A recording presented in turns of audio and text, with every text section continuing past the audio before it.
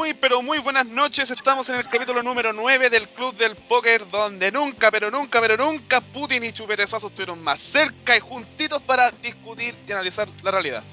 Bueno, día especial, estoy solo, estos maldites me dejaron botado, chica, Fidel, Charlie los tengo en la mira, muñeco vos también, me dejaron solo, pero ya, estoy siendo un poco psicón, porque hoy día tengo un invitado con el cual vamos a discutir un poco, también en marco de este proceso que estamos viviendo, ¿no? Ya comenzaron las franjas, perdón, del apruebo, del rechazo, que si no la han visto, véanla, porque están muy chistosas, están muy buenas, o sea, si están deprimidos, vean la franja del rechazo, créanme que se van a reír un rato. Estamos en un contexto donde nos estamos cuestionando muchas cosas, ¿no? Estamos intentando dilucidar hacia dónde va el país, hacia dónde vamos nosotros, qué sistema nos conviene y, y por qué no empezar a discutir hacia dónde va nuestro fútbol, nuestro amado y odiado, vilipendiado y hueviado fútbol chileno. Por eso mismo tengo junto a mí a Luis Enríquez Ferrari, abogado, relator y miembro del movimiento 15 de agosto. Wallace, ¿cómo estáis? Bueno, Fabián, bien contento de estar acompañándote en el Club del Póker. Los estuve escuchando ahí, revisando cómo era el programa. La verdad es que me entretuve bastante escuchándolo, así que creo que nos vamos a entretener también bastante conversando, sobre todo de temas que por lo menos a mí me apasionan, me hacen feliz, me gusta comentar y como decías tú, pues, un poco ir viendo hacia dónde va o hacia dónde queremos que vaya nuestro fútbol, pero para eso también, y vamos a estar revisando seguramente, entender de dónde viene también nuestro fútbol y cuál ha sido el camino para llegar hasta donde estamos hoy. El punto central que vamos a discutir hoy día son dos letras, SA, Sociedad Anónima, que bueno, hoy sobre todo se hicieron muy evidentes. Como te expliqué antes de iniciar esto, yo tenía en mente un poco hablar de lo que hizo Colo Colo, lo que hizo la Católica, el partido de nuestro Wanderers, que fue un desastre. Es que nunca me había pasado que me alegré con el segundo gol de Coquimbo, porque de verdad Wanderers jugó muy mal. Wanderers jugó muy mal. Coquimbo es un equipo muy limitado, muy limitado. No, sí. De hecho, la única gracia que tuvo Coquimbo sobre Wanderers es que Coquimbo quería ganar. Punto. Nada más. No sé si viste el segundo gol de Coquimbo. El de Farfán. El de Farfán. Cayéndose con... Bueno. Y Viana, siendo Viana, vienen mirándola pasar. Pero bueno. También la Libertadores, no sé si pudiste ver un partido de... No lo he visto, o sea, he visto algunos compactos, tengo claro los resultados. Los equipos chilenos estaban bastante complicados con la posibilidad de clasificar. Católica tomó ahí un respiro en algún momento, ganando acá en Santiago. Sin embargo, pese a que mereció allá en Colombia, un empate nomás, que quizás le deje con gusto a poco porque no le alcance para una clasificación al que es sin duda el mejor equipo chileno futbolísticamente hablando. O sea, Católica, y da la impresión de que este torneo lo va a ganar caminando, absolutamente caminando, incluso teniendo partidos como el de hoy frente a Everton, dándose el lujo de poner un equipo alternativo en el comienzo, mandar en el entretiempo mandar a 3 jugadores del equipo titular como son Agüed, como es Lanaro y como es Pinares, que le permitieron empatar y rescatar un punto en Sausalito, pero que, como te digo, se puede dar estos lujos porque la verdad uno mira el resto del campeonato, del empobrecido campeonato chileno, y no hay mucho quien le pueda competir realmente a Católica, que le pueda competir no en un partido, porque hay equipos que a lo mejor le podrán hacer un partido respetable a Católica, podrán robarle puntos, pero que le pueda competir en cuanto a campaña, en cuanto a torneo, no parece que haya. Sí, pues, de hecho lo dijimos en unos capítulos anteriores, Católica está unos 2, 3, 4 peldaños más arriba ya del resto.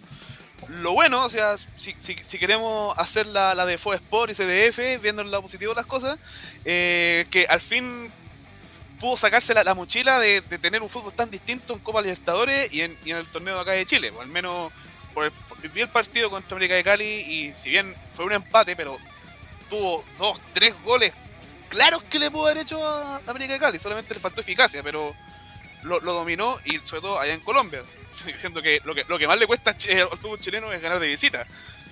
Claro, y en el partido anterior mereció el triunfo sobre Gremio, o sea, ganó y ganó merecidamente frente a un equipo brasileño. A los equipos chilenos históricamente le ha costado mucho los equipos brasileños, y creo que Católica fue justísima vencedora de ese partido. Entonces, está logrando un poco plasmar el juego o lo que muestra en territorio nacional, en el campeonato nacional. En Copa Libertadores el problema parece ser que no le va a alcanzar, o que va a quedar ahí la chaucha para el peso, como siempre le falta a los equipos chilenos.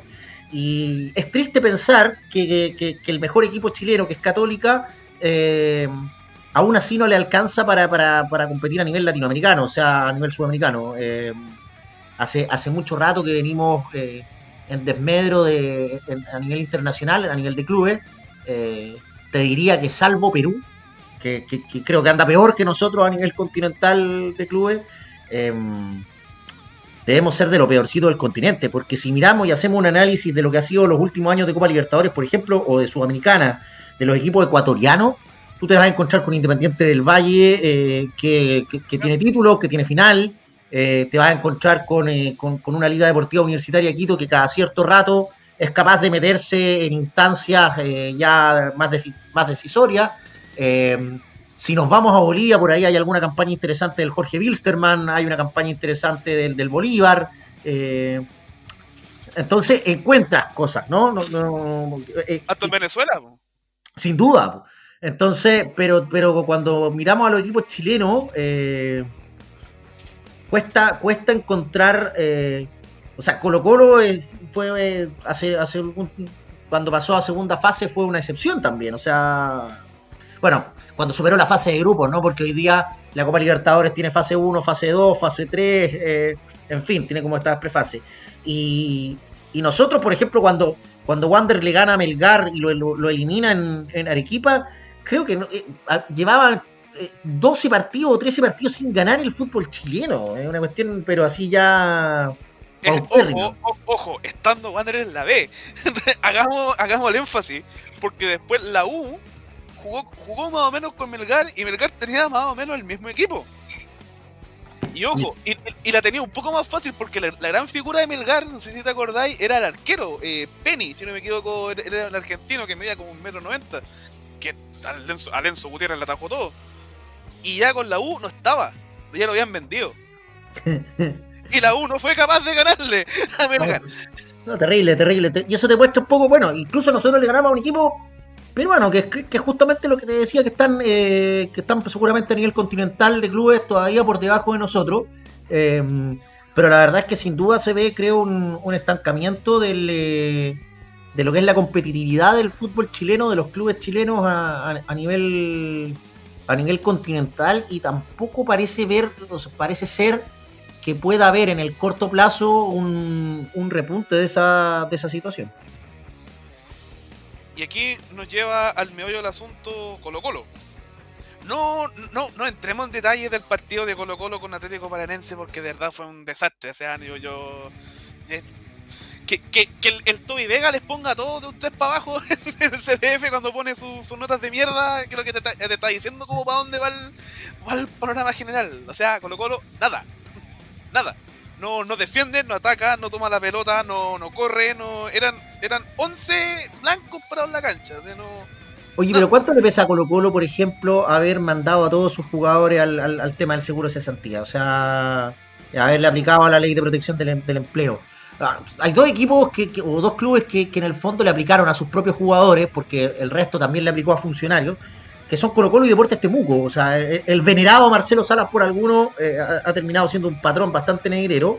Y los dos equipos partieron, al menos en el retorno de los campeonatos, en este regreso, les ha costado muchísimo, muchísimo, guardando por supuesto las diferencias entre Primera A y Primera B o Copa Libertadores, ¿no es cierto? Les ha costado muchísimo, entonces, porque creo que no solo, o sea, hay una cosa que se resienten las relaciones internas del plantel con las dirigencias. Hay que entender que también para los futbolistas esto es un trabajo, y cuando tú estás desmotivado en ir a tu pega, en general uno rinde menos, y esto es cualquier tipo de pega. Pero además, en el caso del futbolista, quien requiere de estar permanentemente físicamente preparado, tácticamente preparado, técnicamente preparado, el perder el ritmo de aquello es muy complejo. Entonces creo que en ese sentido, en el caso de Colo-Colo, se ha notado muchísimo. Y como dijo, hace no mucho tuvimos acá en Wander la jornada de capacitación, una jornada de capacitación que estamos realizando como con la Corporación Wander y como Movimiento 15 de Agosto, trataba el tema de comunicaciones, ¿eh? Pero dentro de los invitados o dentro de los expositores estaba Ignacio Pérez Tuesta, quien dijo que para él el ejemplo, o sea, él citaba algunos ejemplos de de quienes hacían bien las cosas, ¿no es cierto? O de cosas interesantes al menos, y Colo-Colo era el ejemplo de todo lo que se hacía mal. O sea, todo se hacía mal. Puta que se está viendo, ¿no? O sea, institucionalmente se hacen muy mal las cosas, y eso tiene un reflejo en lo que se ve en la cancha. Lo que se plasma en el terreno de juego es sin duda parte del descalabro institucional que hoy día tiene Blanco y Negro, y que bueno, tuvo, ¿no es cierto?, hoy día un clímax con lo que pasó en este no partido con Antofagasta. ¿Creéis que debe haber una pillería ahí de Colo-Colo? Porque ya este problema ya se venía dando porque Colo-Colo no entrenó. No. Porque el reglamento te decía que tenías que tomarte el PCR apenas llegaras a Chile para evitar cualquier complicación. Y Colo-Colo no lo hizo. Colo-Colo lo hizo el día después. Claro, por lo tanto eso significó un día menos de entrenamiento. También tenía varios jugadores lesionados. Y todo producto de lo que mencionaste, pues, de que hubo un parón generalizado por el tema de la ley de protección del empleo. Y si analizamos por casos se nota. O sea, el Torto Paso, nosotros lo conocemos como jugaba, no está corriendo ni la mitad de lo que corría en Wander. Y el partido Wander Colo-Colo, que fue el del regreso, bueno, me imagino que ustedes en su momento lo habrán comentado acá en el Club del Póker, pero el segundo tiempo Wander fue físicamente superior a Colo-Colo. Colo-Colo no se podía las piernas después del minuto 15 del segundo tiempo. Entonces, bueno, tiene su resultado eso. Ahora, a ver, algunos hechos de la causa. La persona que dio positivo, que se habla de que fue el propio Aníbal Mosa, algunos rumores dicen que es Mosa, parece no ser un jugador el positivo, sino que alguien de la delegación. Todos los PCR antes de partir eran negativos, ¿ok? Eso es un hecho de la causa. O sea, no había, hasta donde se sabía, eran todos los que viajaron estaban en negativo. Ahora, puede ser que se haya esa persona contagiado estando en Brasil, donde a todo esto Colo-Colo se quedó un día más, ¿no es cierto? Católica se vino inmediatamente. Colo-Colo no, Colo-Colo definió quedarse un día. Y tampoco se practican los PCR al llegar, sino que al día siguiente, por lo tanto eso trasunta en que Colo-Colo no entrena, porque en el fondo se les termina, cuando sale este PCR positivo, ¿no es cierto? Se decreta por parte de la Seremi de Salud Región Metropolitana la cuarentena. Creo que son 24 personas, alrededor de 24 personas, entre dirigentes, plantel, en fin. Ahora, a mí no me gusta mucho andar jugando como con la especulación de lo subjetivo, o sea, como de si hubo alguna actitud dolosa de parte de Colo-Colo, de su dirigencia, pero al menos sí hubo una negligencia y una transgresión de los protocolos, eso es claro.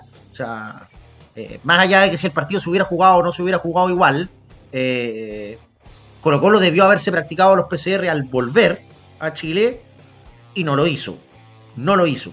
Eso es claro. Y a lo mejor eso, por ejemplo, a lo mejor el partido se suspendía igual, pero habría evitado el viaje de Antofagasta.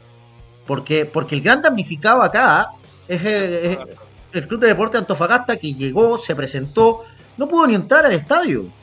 No pudo, le cerraron las puertas. O sea, un viaje que es agotador, que significa un gasto de recursos, que significa que los jugadores. El viaje también cansa. Ojo, físicamente, un viaje cansa a quien tiene que trabajar con el cuerpo como es el futbolista. Entonces, eh, la verdad es que al menos hubo una desprolijidad en el actuar de Blanco y Negro que amerita que sea revisado. Creo que es parte de lo mal que viene haciendo las cosas Colo Colo y Blanco y Negro en particular. Sí, bueno, me llegó por interno una nota en el NIO, es que Aníbal Moza se demoró el PCR porque le había dado positivo en cocaína. Dio positivo, pero a otras cosas, dices tú. Claro, y después entre medio de todas esas weas, ahí le pillaron recién el virus. Había, creo, un meme del PCR de Aníbal Moza. Tuvieron que rasparle un poco ahí para pillarle el virus. Pero son desgraciados con Moza. Bueno, pero ahí, bueno, tocaste un tema ahí sobre Blanco y Negro, porque Blanco y Negro, como bien saben nuestros auditores, es la sociedad anónima que controla Colo Colo. Y básicamente es el tema que nos convoca hoy en día. Como mencioné en un principio, ya que estamos estamos, ojalá, por fin,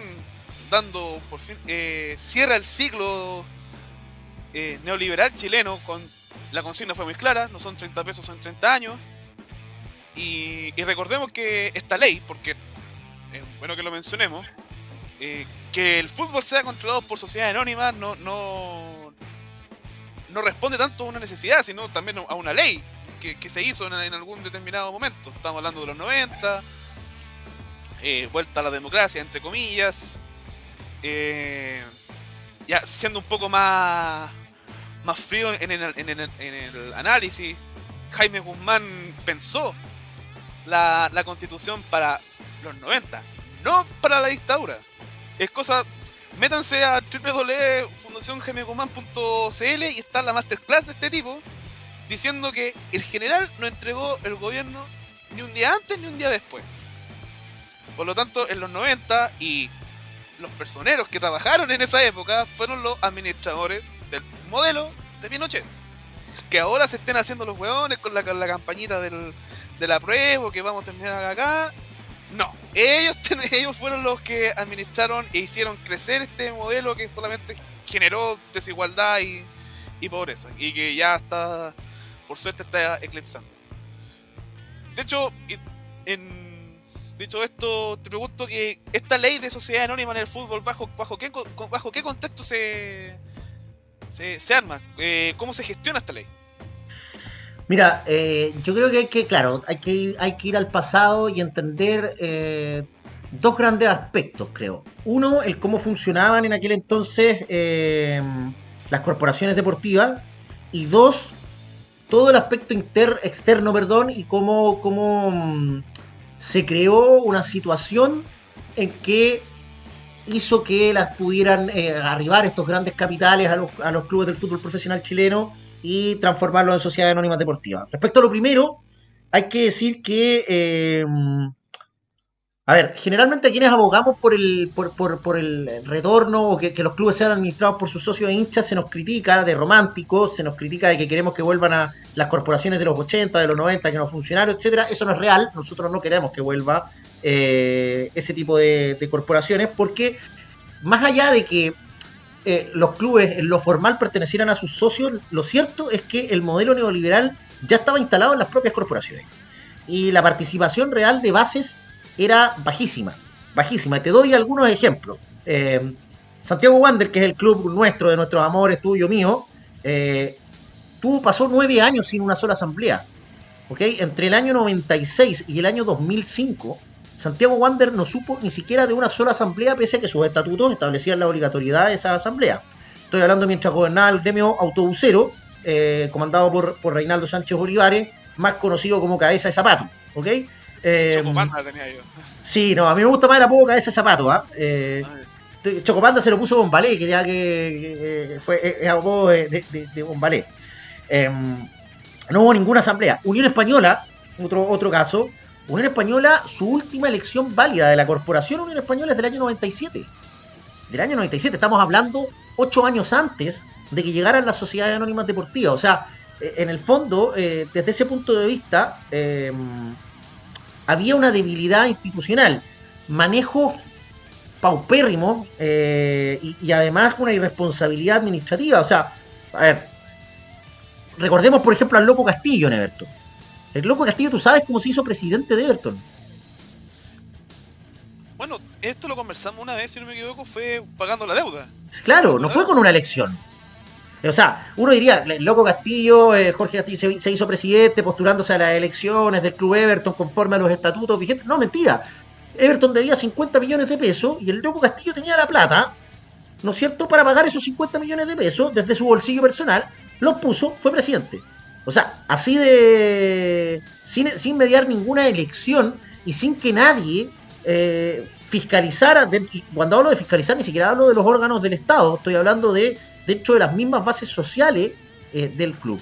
Entonces, se funcionaba de aquella forma. Y desde el punto de vista financiero, sin ir más lejos, o sea, por ejemplo, no sé, Colo-Colo entre el año 95 y el año 2000 ganó mucha plata, pero también se endeudó 16.000 millones de pesos. ¿Ok? Las deudas, por ejemplo, no sé, al momento de la transformación O'Higgins de Rancagua, las deudas de O'Higgins eran más de 600 millones de pesos. Temuco tenía deudas sobre 300 millones de pesos. Ni hablar Wander, que tenía 1.700. En fin. Entonces, con esto quiero decir que las corporaciones ya funcionaban primero con caudillismo, con esta y caudillismo a partir de quien tenía las lucas, ¿no? Que no es muy distinto a lo que pasa hoy. O sea, el que tenía las lucas mandaba, más allá de lo formal, ¿okay? En los hechos mandaba. La estructura social de los clubes estaba destruida desde la época de la dictadura.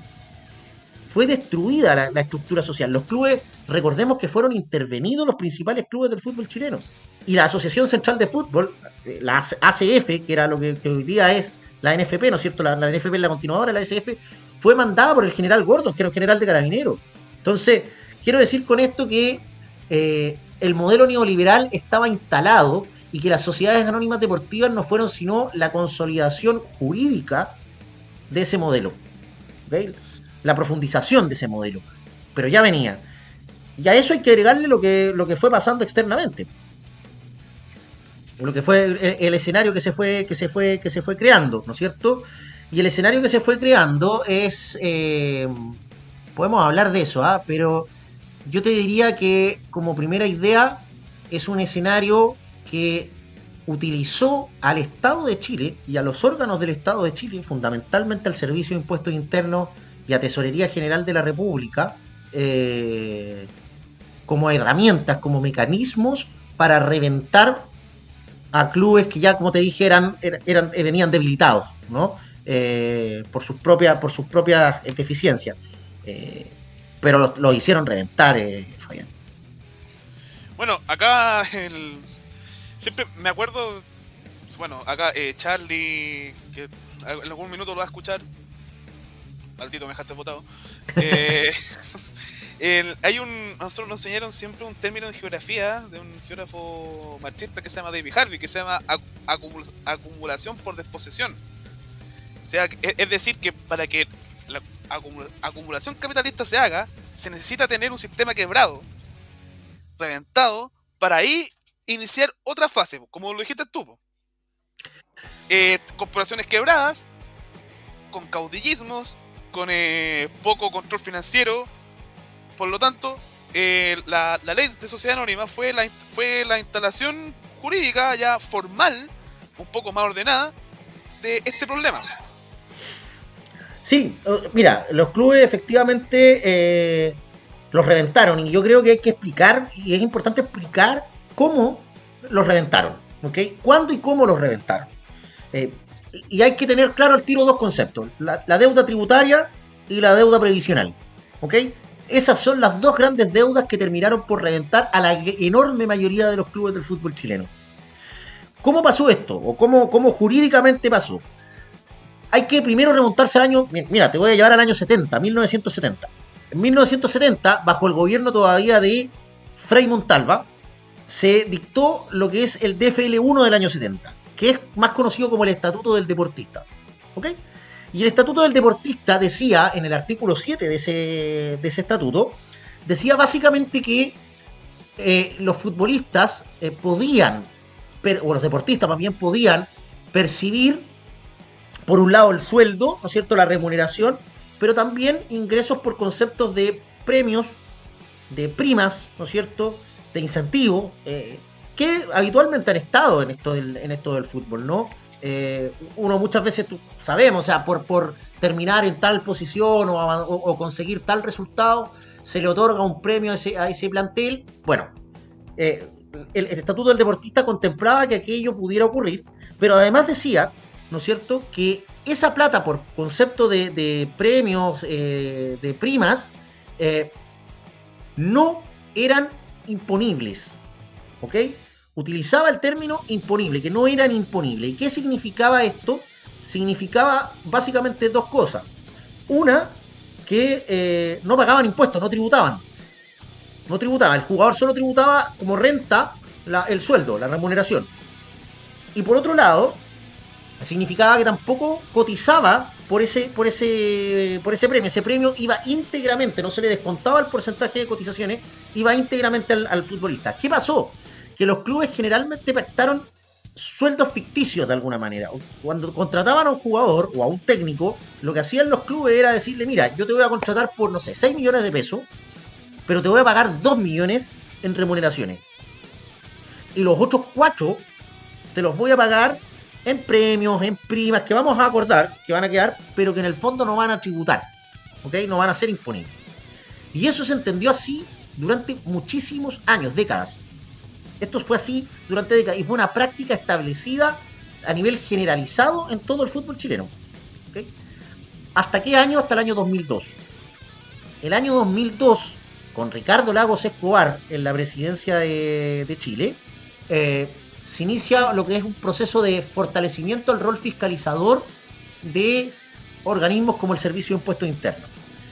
¿Y qué es lo que hace el Servicio de Impuestos Internos? Desconoce esta interpretación, hace una nueva interpretación del DFL1 y dice que este término imponible solo decía relación con el tema previsional, pero que sí debían pagar impuestos.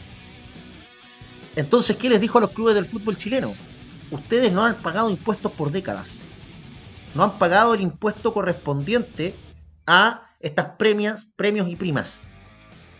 Por lo tanto, a los clubes de la noche a la mañana les apareció lo que se llama la deuda tributaria.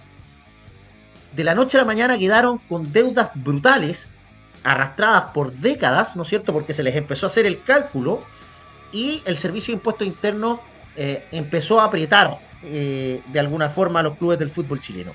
El caso de la U es el más emblemático. O sea, la U quiebra por una deuda pública, ¿okay? Que la cobra Tesorería General de la República, que es la deuda tributaria. La U, la Corfuch, que era la que manejaba los destinos del fútbol profesional del Club Universidad de Chile, quiebra justamente porque un organismo del Estado pide su quiebra, una cuestión que es súper particular. La quiebra de Colo-Colo la pide un grupo de privados, ¿okay? Acreedores privados. La quiebra de la U la pide un organismo estatal como Tesorería. Entonces ahí apareció la deuda tributaria de la noche y a la mañana. Pero además a esto se agrega la deuda previsional. ¿Qué es lo que ocurre? Que sabrás tú y sabrá la gente que nos va a escuchar, nos está escuchando, que el decreto ley 3500 del año 81 cambió el sistema previsional chileno y creó las AFP, las hijas de José Piñera, ¿ok? Hoy día tan cuestionadas las administradoras de fondos de pensiones. Entonces, ¿qué es lo que dijo la interpretación de la nueva interpretación del año 2002? Dijo, está bien, dijimos que esta no era imponible, ¿no es cierto? Regía solo respecto a las cotizaciones previsionales y no sobre los tributos. Pero eso duró hasta el 81. Les dijo, esto duró hasta el 81. Y ustedes, del 81 en adelante, debieron cotizar o debieron ajustarse al sistema previsional nuevo. Es más, muchos de los clubes seguían pagando en el viejo sistema previsional. ¿Ok? Seguían haciendo las cotizaciones en el viejo sistema previsional. Entonces les dijo, señores, señoras, ustedes no han pagado las cotizaciones correspondientes a los premios y primas desde el año 81 en adelante. Y peor aún, el decreto ley 3500 trae multas e intereses y reajustes que son particularmente eh, altos para quien no cumple con la obligación para el empleador que no cumple con la obligación de cotizar, de pagar las cotizaciones más bien. Entonces, los clubes tuvieron ahora como acreedores a las administradoras de fondos de pensiones.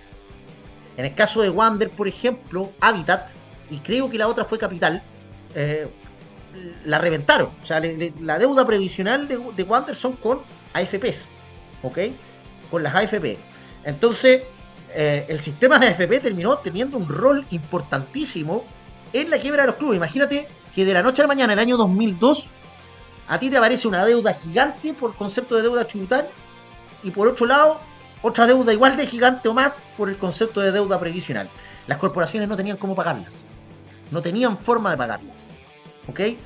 Y frente a eso se produce, por un lado, en algunos casos, Colo Colo, la U, Ranger de Talca, las quiebras, pero en los otros, que no alcanzaron a quebrar, se produce la transformación a sociedad anónima deportiva porque no les queda finalmente otra.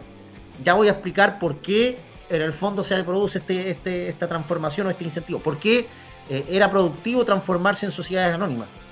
Pero lo que quiero decir es que en el fondo se utilizó a los organismos del Estado para reventar a los clubes del fútbol chileno. Y un último dato.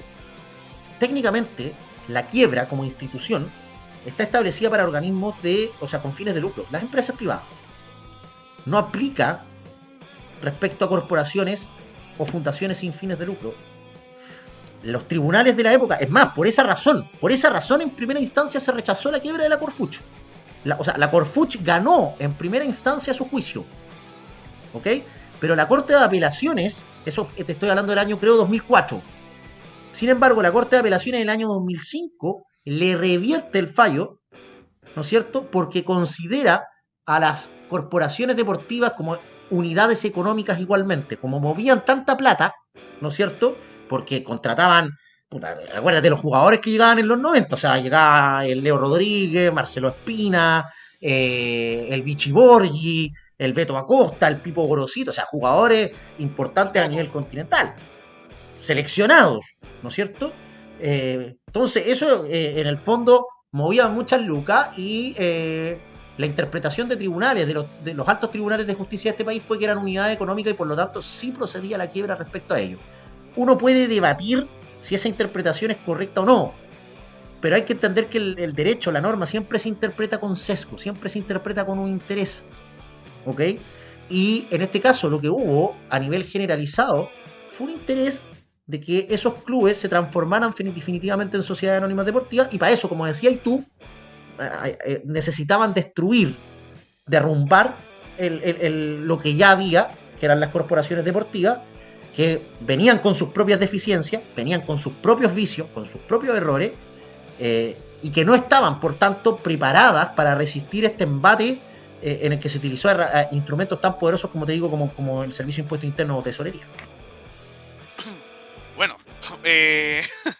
con esta explicación básicamente confirma la hipótesis de Harvey, que acá había que derrumbar lo que había y en sentido que se utilizar los tribunales, el impuesto interno como una especulación para la ley que se venía últimamente, que era la ley de sociedad anónima.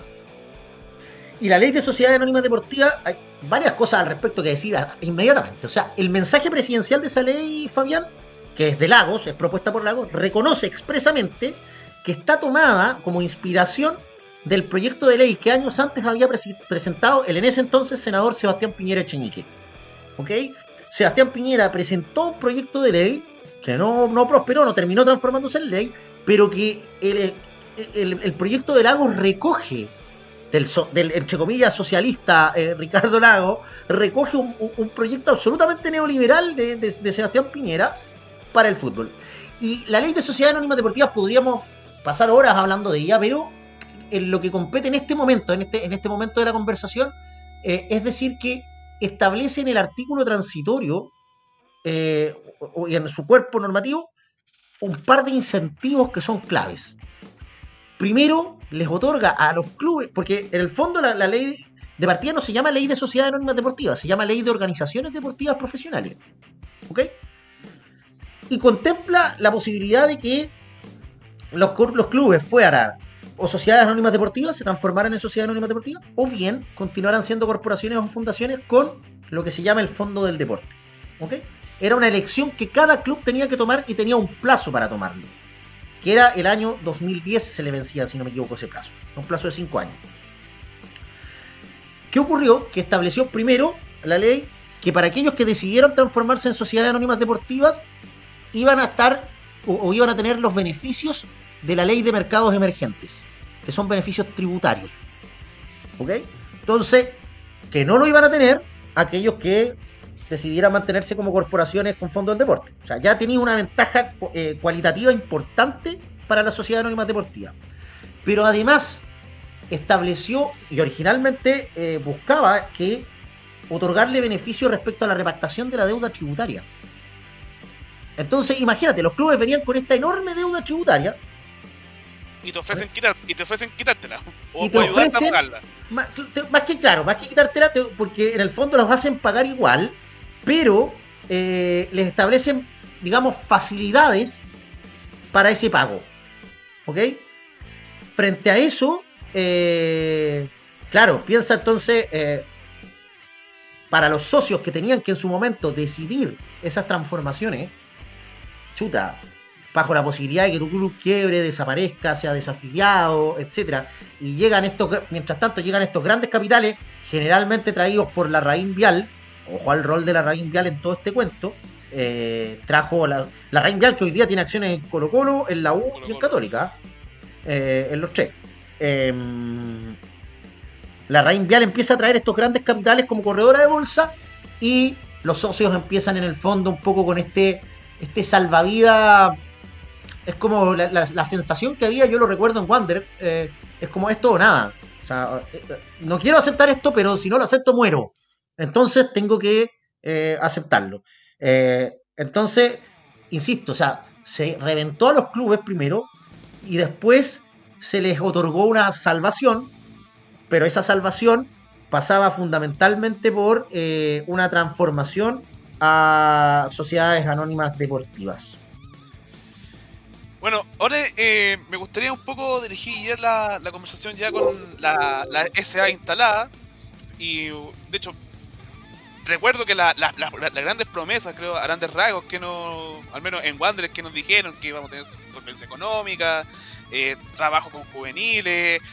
Me acuerdo que en Colo-Colo yo recuerdo haber visto a Ruiz Tagle, que Copa Internacionales, me acuerdo en la U también, que bueno, al final creo que en la U lo logró el Kiko, que ahora no me puedo acordar el nombre, Federico Valdés, me equivoco. Sí. Que iban a lograr una Copa Internacional, insisto, prometiendo muchas cosas. Ahora vamos a ver un poco qué de tanto de lo que se prometió se ha cumplido. Después de ya la SA instalada ya en los equipos, ¿cómo queda la administración de los clubes?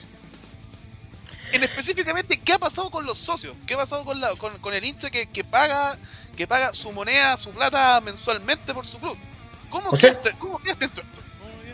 O sea, el hincha quedó hoy día absolutamente marginado de los espacios de opinión y decisión al interior de los clubes. ¿Ok? Eso es claro. El hincha resignó su poder de decidir sobre el destino del club de sus amores. Ahora, el hincha, ¿por qué? O el socio, ¿por qué hizo esto? Porque le prometieron ciertos beneficios, ¿no? De alguna manera el razonamiento es, está bien, ya, yo cedo la capacidad de decidir sobre mi club, pero porque entiendo que voy a tener para el club ciertos beneficios. Y esos beneficios estaban marcados por las promesas, ¿no? Hay que entender que la gran premisa que se nos dijo a todo esto a partir de los medios de comunicación, porque los medios de comunicación jugaron un gran rol en esto, ¿ah? O sea, hoy día Juan Cristóbal Guarelo, que aparece como uno de los grandes críticos del modelo de sociedades anónimas deportivas, habría que recordarle a Guarelo que fue uno de los principales impulsores en los medios de comunicación del modelo de sociedades anónimas deportivas. Entonces, que no se me venga a hacer el de la chacra hoy día, ¿ok? Ojo, dijimos en el primer capítulo del Club del Póker que Guarelo valía callampa, lo dejamos testimoniado. Perfecto, o sea, ahí te sumo un argumento para esa afirmación. Guarelo sí, hoy día en el fondo no se hace cargo de lo que en aquel entonces dijo. Pero bueno, lo que se nos decía básicamente era esta premisa, Fabián. Un grupo de empresarios, ¿no es cierto?, como buscan el lucro y como además están acostumbrados, tienen la expertise profesional, la experiencia, ¿no es cierto?, los conocimientos, los contactos, necesariamente va a administrar los clubes de mejor forma que los socios. Eso fue lo que se nos dijo, ¿ok? Podemos adornarlo con otras frases, pero la premisa central era esa. ¿Y qué se nos dijo? Que iba a haber eficiencia económica, ¿no es cierto? Eficacia en el manejo de recursos, que iba a haber transparencia, que iba a haber una administración profesional, no esta administración amateur que traían las corporaciones deportivas, que iba a haber además, y esto es importante, responsabilidad. Y cuando digo responsabilidad no solamente desde el punto de vista moral, sino que es quien la calle, ¿no es cierto?, aquel dirigente que deje la embarrada en su club, va a pagar consecuencias civiles y penales, ¿ok? No más esta irresponsabilidad, ¿no es cierto? No más los Peter Dragisevich, los guatones Vergara. Ojo que Peter Dragisevich pasó un tiempo en la cárcel Capuchino, ¿no es cierto?, el anexo cárcel Capuchino, por la deuda tributaria, porque lo acusaron de evasor de impuestos. Al final, la apelación salió absuelto, pero esa era la acusación. Pero bueno, no más esto, y quienes paguen quienes cometan la embarrada van a pagar. Entonces, esas fueron un poquito las promesas, pero que si lo analizamos a la luz de los hechos, y bueno, podemos desglosarlo. O sea, eficiencia económica y financiera, podríamos decir que fue una. Hasta antes del 2018, de la operación del canal del fútbol, todos los clubes, salvo creo Antofagasta, registraban unas pérdidas espantosas. Audax Italiano cercano a los 10.000 millones de pesos. Everton sobre los 7.000, casi 7.500 millones de pesos. Wander en 6.800 millones de pesos. Te estoy hablando de pérdidas realmente brutales. Y la cosa no ha mejorado tanto. O sea, claro, les vino a traer un salvavidas la operación del canal del fútbol. Pero, por ejemplo, si hoy día revisamos el total de pérdidas acumuladas de la U en toda la era SA, la U suma más de 10.000 millones de pesos en pérdidas. 10.000 millones de pesos en pérdidas. Si nos vamos perdona que te interrumpa, lo mencionamos hace un capítulo pasado. O sea, el desfile de promesas futbolistas, de directores técnicos, de jugadores, no sé, me acuerdo de la Gata Fernández, de un millón de jugadores caros. Sibeli, caros que pasaron, y ojo, porque a los hinchas de la U les carga tocar a San Paoli, pero los cachitos que trajo San Paoli, loco, a la larga cuestan plata. Y sí, si tú revisáis, por ejemplo, nosotros una de las pegas que hemos hecho es revisar todas las memorias anuales de todos los años de las SA, de todas las sociedades anónimas deportivas del fútbol chileno, y bueno, y de las pocas corporaciones que quedan administrando las ramas fútbol profesional, ¿no?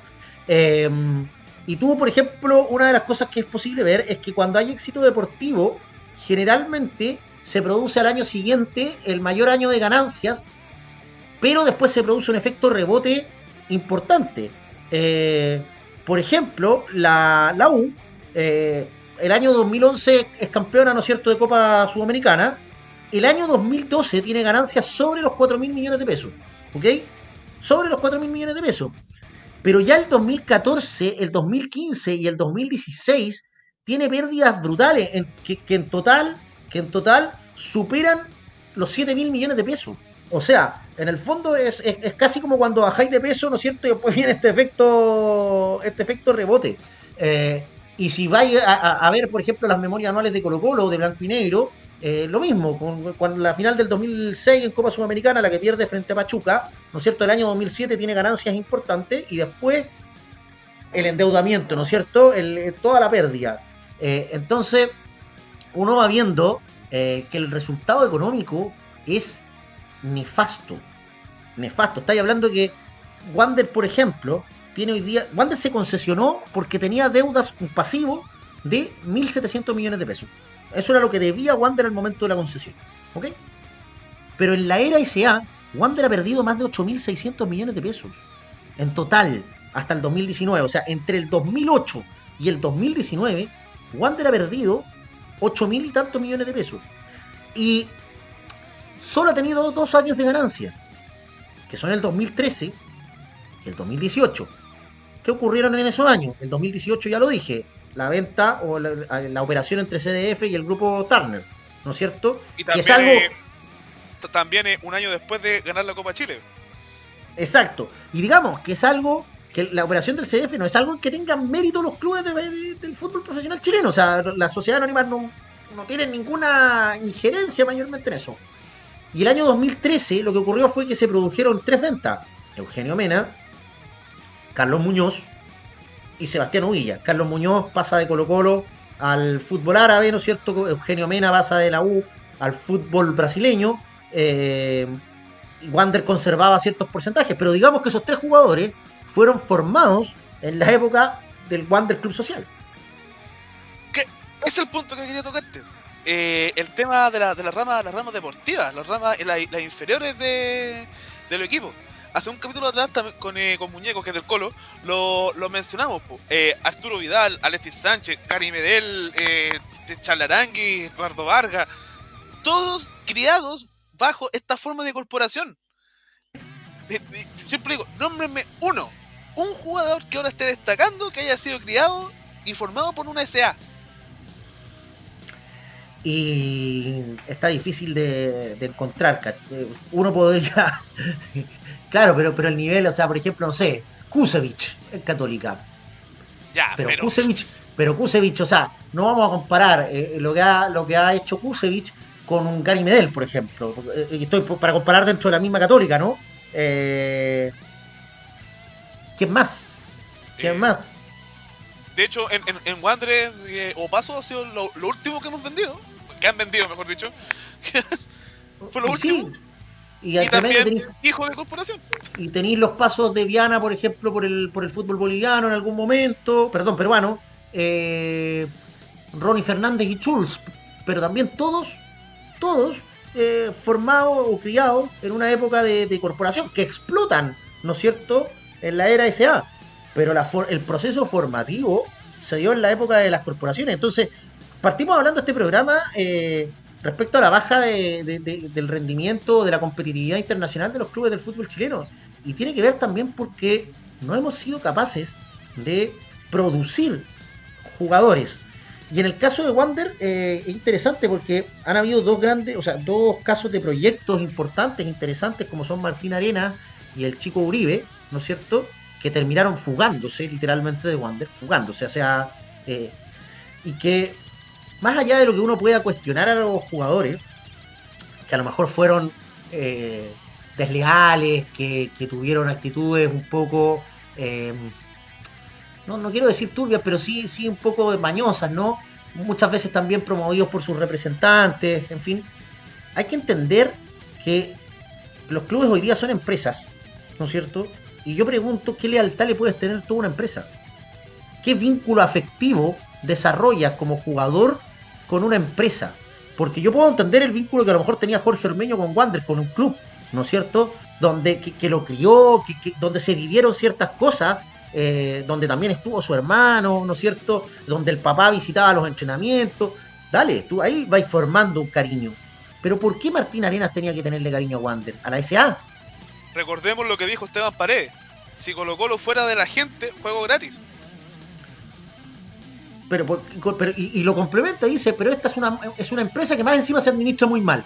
¿Por qué Esteban Paredes debería jugarle gratis a una empresa que está administrada, entre otros, por Leonidas Vial, el mismo del caso Cascada, un tipo que tiene una forrada de plata? ¿Por qué Esteban Paredes debería jugarle gratis o por poca plata a Leonidas Vial? Entonces, no hay una lealtad. Y la verdad es que creo que esa lealtad tampoco es exigible. ¿Cómo le vaya a exigir? O sea, nosotros mismos en tu empresa, tú, si viene una empresa, tú estás trabajando en un lado, en una pega, y te ofrecen un sueldo mejor en otro lado, no te vayas. Yo me voy. En general sí, por regla general me voy, ¿cachai? Porque por más tranquilo y a lo mejor bueno que sea mi trabajo, es solo eso. Es solo la empresa que me tiene contratado, el empleador, ¿no es cierto? El mismo que no va a tener problema en echarme el día de mañana. Pero no son clubes. Entonces, cuando hay algunos que me dicen que, claro, hay que aceptar que ahora que el fútbol es negocio, es mercado, que los clubes son empresas, dale, pero entonces acepta que pasan estas cosas, pues, que son lógicas dentro de ese mismo modelo. Y que me parece que no, por eso mismo no es tan cuestionable lo que hacen los futbolistas. Entonces, tenéis por un lado que no hay eficiencia económica y tampoco has producido jugadores que permitan darte una competitividad. Ahora, si ya vamos a ver otro tipo de cuestiones, qué sé yo, no sé, si hablamos de administración profesional, chuta, Deportes La Serena terminó pagando por ahí una multa millonaria por utilizar una cláusula prohibida en la transferencia de un jugador.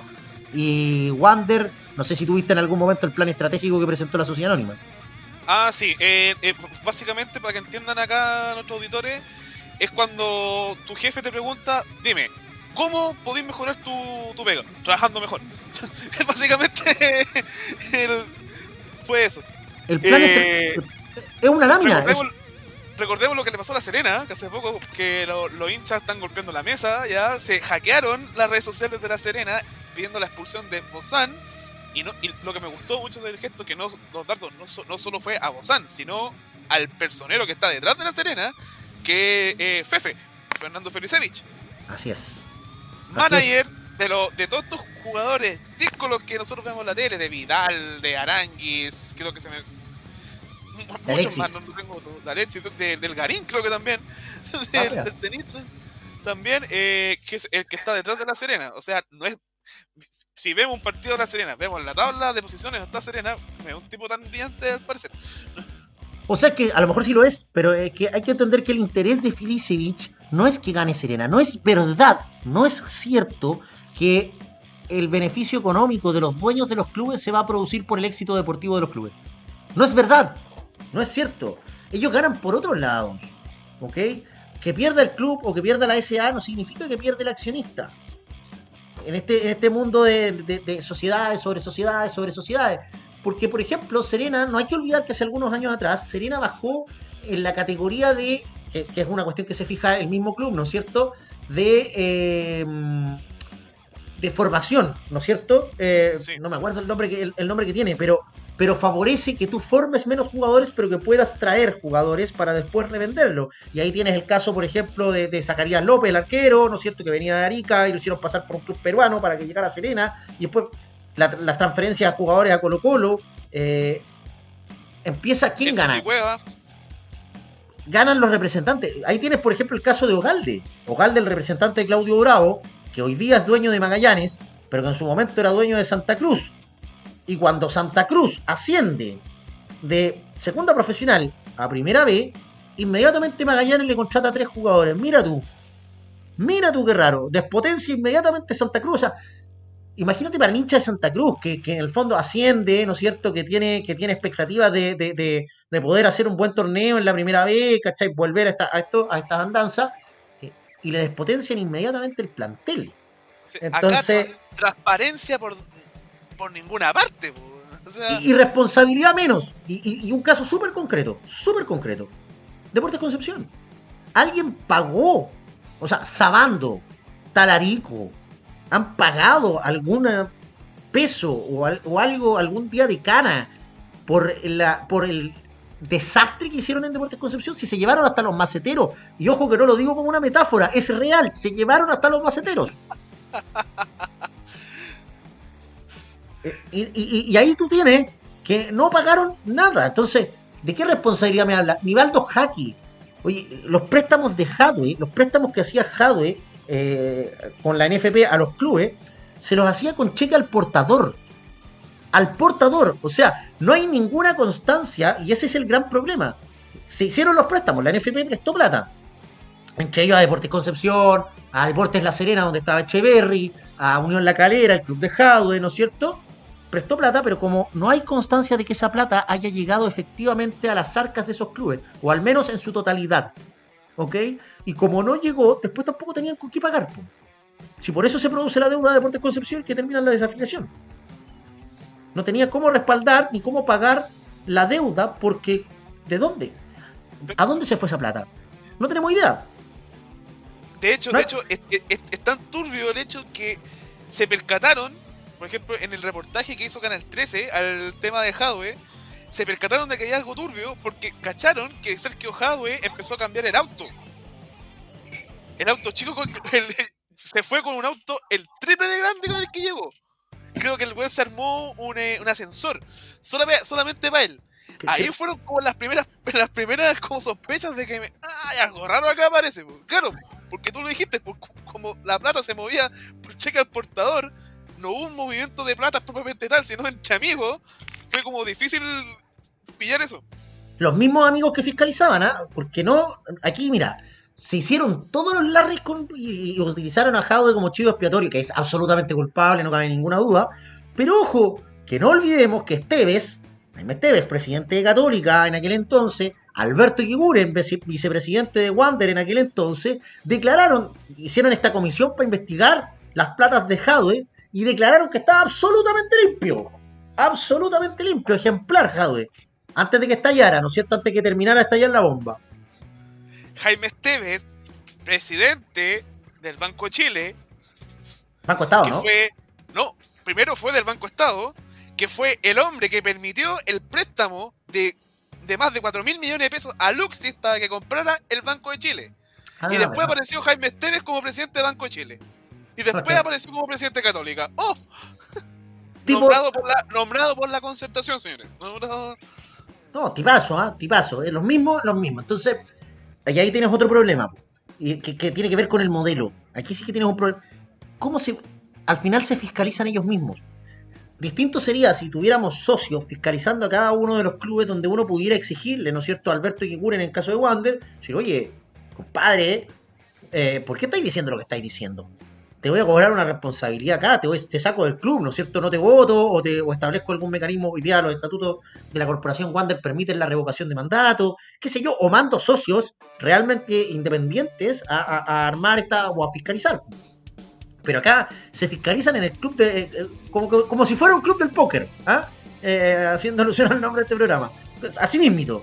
Entonces, la verdad es que, Fabián, las promesas están lejos de cumplirse, y no era cierto que un grupo de empresarios lo iba a hacer mejor que un grupo de socios. Esto no quiere decir que los socios por sí mismos lo vayan a hacer bien necesariamente, pero no es verdad que te estoy hablando ya a 15 años de la aprobación de la ley de sociedades anónimas deportivas o la ley de organizaciones deportivas profesionales, no era cierto que ellos lo hacían mejor que nosotros.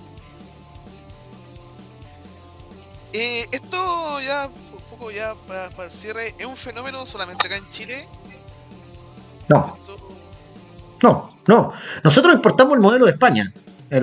Aquí en Chile se llaman sociedades anónimas deportivas profesionales, en España se llaman sociedades anónimas deportivas. Pero la verdad es que en España, luego de varios años también de ejercicio de ese modelo, hay administraciones que son desastrosas. O sea, tú tenés lo que le pasó al Elche, por ejemplo, que es desastroso. Solo me parece que hay 4 clubes en España que no se transformaron en sociedades anónimas deportivas, que son el Real Madrid, el Barcelona, el Osasuna y el Athletic de Bilbao, que al momento de producirse esta transformación demostraron solvencia. Fueron los únicos 4 que lograron demostrar solvencia suficiente para no transformarse en sociedades anónimas deportivas. El resto estuvo obligado, ¿ok? Sin embargo, mira cómo se repiten algunas cosas. Una de las cosas que, por ejemplo, ha podido uno observar de las sociedades anónimas es el atropello a la historia de los clubes, a los ídolos, ¿no es cierto?, e incluso a los símbolos. Acá en Chile conocemos el caso de Unión La Calera y la insignia, ¿no es cierto?, el devuelvan la insignia. Es lo mismo que le pasa al Atlético de Madrid. El Atlético de Madrid le cambiaron el escudo absolutamente, y incluso ustedes pueden buscarlo en redes sociales, busquen, no sé, el Facebook o el Twitter Atlético Rebelde, y se van a encontrar con que una de las demandas de un grupo de aficionados, de peñas del Atlético, es el tema del escudo. Una similitud gigante, enorme. Entonces, esto no pasa acá. ¿Dónde no pasa, por ejemplo? En Argentina. ¿Y por qué no pasa en Argentina? Porque a pesar de que han entrado o han intentado entrar sociedades anónimas deportivas, las bases sociales de esos clubes son tan potentes ¿no es cierto?, que no permiten el ingreso. Están en contra. O sea, tú tenés que San Lorenzo en algún momento movió una marcha por el tema de la recuperación histórica de 40.000 personas. ¿Cómo le pasas por encima a 40.000 personas? ¿No es cierto? Un dato de la causa. Y esto con esto no estoy diciendo que las administraciones del fútbol argentino sean maravillosas ni nada. Estoy diciendo que por eso no penetra.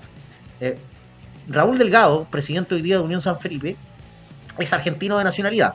¿Ok? Raúl Delgado dio una nota hace un tiempo atrás, creo que a la tercera, creo que a este periódico del grupo Copesa, eh, y dice, es una entrevista súper descarnada porque el tipo habla sin ningún tapujo, sin ninguna careta, ¿no es cierto? Cara raja. Y dice que él vino a Chile porque acá puede hacer lo que no puede hacer en Argentina. Así, así. Y lo siguió también el grupo controlador de La Calera, de San Luis, Que son los mismos. de Copiapó. Y Antofagasta y bueno, un montón. Entonces, finalmente, finalmente tenéis que, claro, en el fondo la cohesión de las bases sociales argentinas impide esto, pero el modelo de sociedad anónima deportiva, chuta, yo creo que, a ver, creo que esta idea hay que metérsela un poco en la cabeza, Fabián. Yo creo que la forma jurídica de un club por sí misma no te asegura ni el éxito ni el fracaso. ¿Ok? O sea, hay clubes que son corporaciones o son clubes sociales que son tremendamente exitosos y hay otros que son un fracaso. ¿Hay sociedades anónimas deportivas que han logrado éxitos? Sí, sí.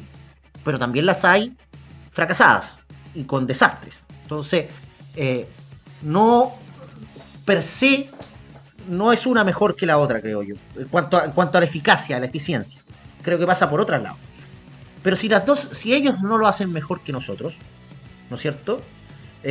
¿Por qué deberíamos haber resignado entonces el poder de decisión? Y vuelvo a la idea con la que hablamos hace un rato.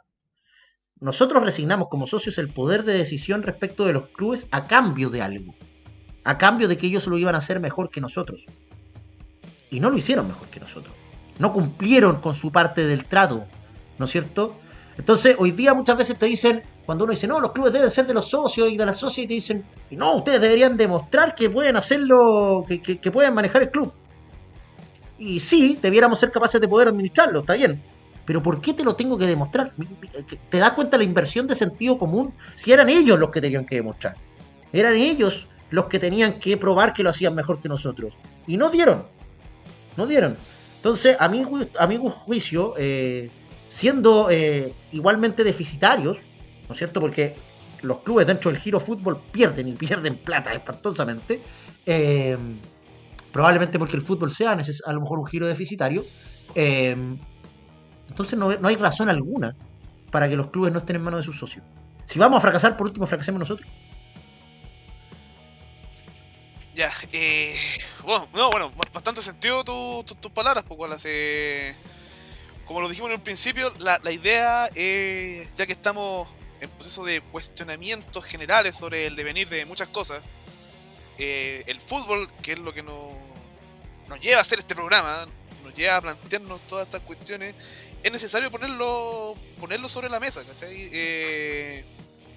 Y analizar también de que la actividad tiene intereses detrás. Hay personajes con nombre y apellido que están lucrando, transformando, y si hoy día, bueno, todos nos reímos de los memes, de todo, pero si el fútbol chileno es un hazme reír, acá están los responsables. Acá están los culpables. O sea, Colo-Colino, si el club está en una posición lamentable, que ya está bordeando, o sea, cosa que yo jamás pensé verlo en las últimas posiciones bordeando el descenso, acá está el responsable. Si usted Chuncho vio a la U salvarse por un pelo también de irse a la B también, acá están los responsables. En ese sentido me gustaría dejarte una reflexión final de cómo, en muy pocas palabras, por honrar el tiempo, en el proceso constituyente que se nos viene, ¿qué debería cambiar? O algún inciso, de ponerle algo para que se logre cambiar esta lógica que tenemos del fútbol hoy en día. y el deporte en general. Sí, claro. Mira, la Constitución menciona en una sola vez el deporte en todo su texto constitucional, la actual Constitución, eh, entregándoselo un poco a los municipios, al fomento y todo. El deporte en Chile se maneja como se maneja todo en el contexto de un Estado subsidiario, ¿no? O sea, que los particulares hagan y deshagan sin mayor intervención del Estado. Ahora, tuvimos hace no mucho un conversatorio organizado por 13 organizaciones por la vista Obdulio, más 12 organizaciones de socios y socias y clubes, dentro de los cuales también estábamos el Movimiento 15 de Agosto, la Corporación Wander, la Comisión de Género Graciela Molina, en fin, donde tratamos este tema. Y yo creo que, más allá de, claro, tú puedes poner en el texto constitucional asegurarlo como un derecho, por ejemplo, puede ser una fórmula, ¿no es cierto? Puede ser otra fórmula como la que tiene la Constitución Bolivariana de Venezuela, de que obliga al Estado a proveer ciertas cosas, ¿no es cierto?, para, en el fondo, como un deber estatal, el proveer ciertas condiciones para el deporte. Pero yo creo que lo fundamental, Fabián, pasa por preguntarnos y resolver nosotros qué es el deporte y para qué está el deporte. ¿Para qué queremos el deporte? ¿Qué deporte queremos? Si estamos en la construcción de una nueva sociedad y de un nuevo país, porque para mí un proceso constituyente no es solo escribir la Constitución. Un proceso constituyente es el cambio de las relaciones sociopolíticas, de poder que existen al interior de una sociedad. Entonces, si estamos construyendo esta nueva sociedad, ¿qué rol le queremos asignar al deporte en esta nueva sociedad? Yo te puedo decir que, por ejemplo, para mí el deporte es un fenómeno sociocultural cuya característica principal es la asociatividad, o sea, el juntarnos, el reunirnos. Y que un club son las relaciones sociales, son las personas que lo componen y las relaciones sociales que están. Pero esa no es una visión dominante. Hoy día se concibe al fútbol como un espectáculo deportivo, ¿no es cierto? Y lo que son, y las sociedades anónimas son una empresa de producción de espectáculos futbolísticos. Ese es ese producto, ¿ok? Y por lo tanto, si el deporte se entiende así, como un concepto de espectáculo, se entiende, por ejemplo, que el fútbol puede desarrollarse sin hinchas en el estadio, porque lo relevante no es el hincha, lo relevante es el cliente, el que está atrás de la pantalla y el que consume fútbol, el que consume merchandising, ese es el actor relevante. Y por lo tanto puede jugarse un partido a las 11:30 de la mañana, en un horario que no va a ir nadie, ¿no es cierto? Porque lo importante es la audiencia, que no solamente está en Chile, sino que muchas veces está afuera.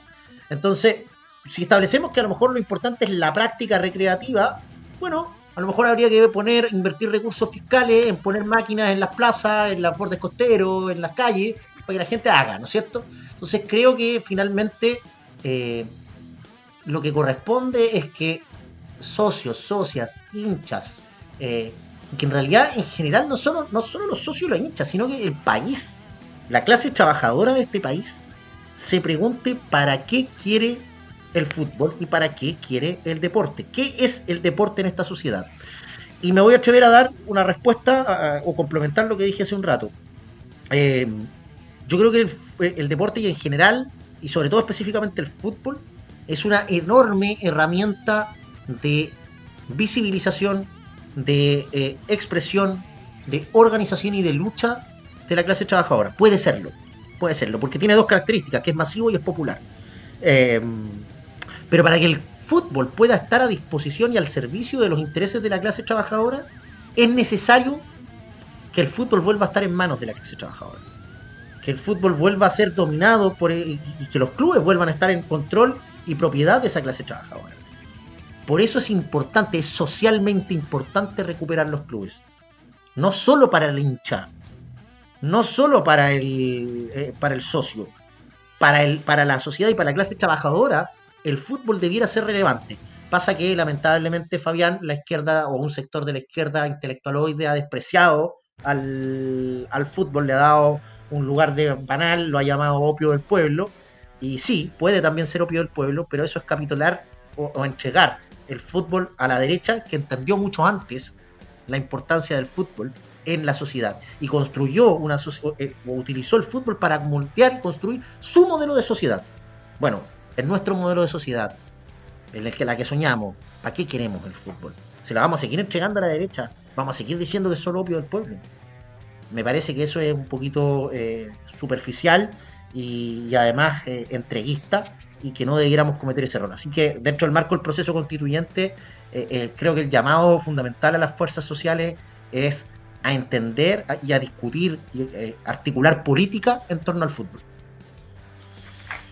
Bueno, como lo dijiste, si bien el fútbol, como muchas cosas, también puede estar en un campo de disputa. Nosotros lo hemos mencionado que ahora el plebiscito que se viene en octubre es el primer partido o la antesala del partido importante, que es la elección de constituyentes, los que van a ser los verdaderos jugadores, los pesos pesados, que van a jugar el partido final. Y claro, tienes mucha razón cuando dices que la izquierda despreció totalmente el fútbol y la derecha comprendió muy bien el negocio, y por lo mismo ahora se pueden llenar la boca diciendo que el fútbol no es político, pero se sabe que la derecha ve como no político lo que no es político para la derecha, lo que en otras palabras lo que no le conviene a ella. Y sí, la derecha lo que hace ahí es una movida muy interesante, porque en el fondo secuestra la política. Secuestra la política porque al decirte que no es político te impide que tú hagas política mientras ellos siguen haciendo política en el fútbol. Camuflada, pero la siguen haciendo. Eh, un ejemplo súper claro. A las chiquillas de Católica, de nuestra cruzada, en algún momento casi las crucificaron por hacer un lienzo con los colores de Católica con el no más FP. ¿Okay? Con una postura política, absolutamente política. Y el campeonato se llama o tiene el nombre de un FP, que también es una postura política porque difunde el propio modelo. ¿Ok? Entonces, ese es un fútbol al servicio de una idea política que es de derecha. Y finalmente lo que creo que hay que entender también en esto es que esta apoliticidad, ¿no es cierto?, del fútbol y de las artes y de otras cosas, dice relación con una línea política que es el gremialismo, de la cual es padre Jaime Guzmán, que lo mencionaba tú al principio de esta conversa, que derivó en lo que es hoy día la Unión Demócrata Independiente, la UDI, y los sectores más duros de derecha. Por lo tanto, es una posición súper política. El decir que el fútbol no se mezcla con política es una posición súper política. Y la posición política de quienes además crearon esta constitución que hoy día está en juego. Por lo tanto, es súper lógico que ellos no quieran que se involucre. O sea, lo que hacen en el fondo es asumir una postura política de defender el modelo actual, de defender ese modelo. Están en su derecho legítimo, sin duda. Lo que pasa es que lo que hay ahí es una hipocresía del porte de un buque. Eso es lo que jode. Es la política con careta, ¿no? Ya, ya se nos acaba el tiempo, ya cumplimos la cuota, como digo. Pucha, Lucho, agradecerte por darte el tiempo de conversar con nosotros. De verdad, tu análisis fue bastante al callo y sobre todo en tiempos donde está todo efervescente, ¿no? Muchas gracias por tu tiempo y esperemos seguir compartiendo más adelante. Sí, no, gracias a ti, gracias a ustedes por la invitación. Como te dije, a mí me hace feliz hablar de estos temas, así que bacán poder haber estado. Así que ojalá, yo al menos me la pasé súper bien, y eso es importante, y ojalá que la gente que está escuchando lo haya disfrutado también. Sí, señoras y señores auditores, como ven, esto no lo van a escuchar nunca en el CDF, en el Foresport, en la ADN, en la agricultura, en la cooperativa, no lo van a escuchar nunca porque les conviene a ellos. Ya, nos vemos en un siguiente capítulo. Recuerde que estamos en YouTube, busque el Club del Póker Podcast y nos vemos en un siguiente episodio. Chau. Chao, un abrazo.